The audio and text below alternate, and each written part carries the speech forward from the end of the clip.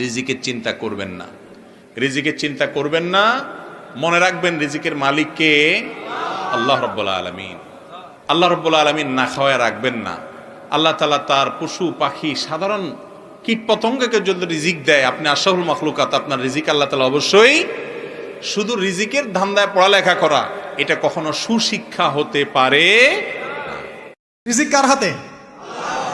না, রিজিক তো আমাদের হাতে। এটা মানুষ বিশ্বাস করে না আসলে। এটা মুখে বলে, মানুষ মুখে বলে রিজিক আল্লাহর হাতে। মানুষ যদি বিশ্বাস করতো রিজিক আল্লাহর হাতে, তাহলে মানুষ কেমন করে সুদ খাবে? ও মনে করছে রিজিক আমার হাতে, আমি যদি খাই সুদ তাহলে আমি গেইন করব, যদি না খাই তাহলে আমি দারিদ্রতায় ভুগবো নাকি? যদি আমি ঘুষ নেই তাহলে আমার উন্নতি হবে অর্থনৈতিক, যদি না নেই তাহলে আমি মরে যাব, না খেয়ে মরে যাব।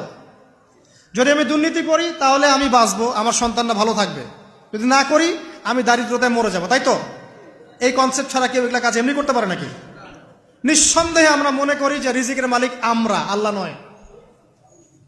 শুধু মুখের মধ্যে বলি যে রিজিকের মালিক আল্লাহ। রিজিকের মালিক যদি আল্লাহ হতো তাহলে আমি হালাল পথে থাকতাম এবং তাওয়াক্কুল করতাম যে আল্লাহ আমাকে যা রিজিক দিয়েছেন তা তো আসবেই, আসবে না? আসবেই।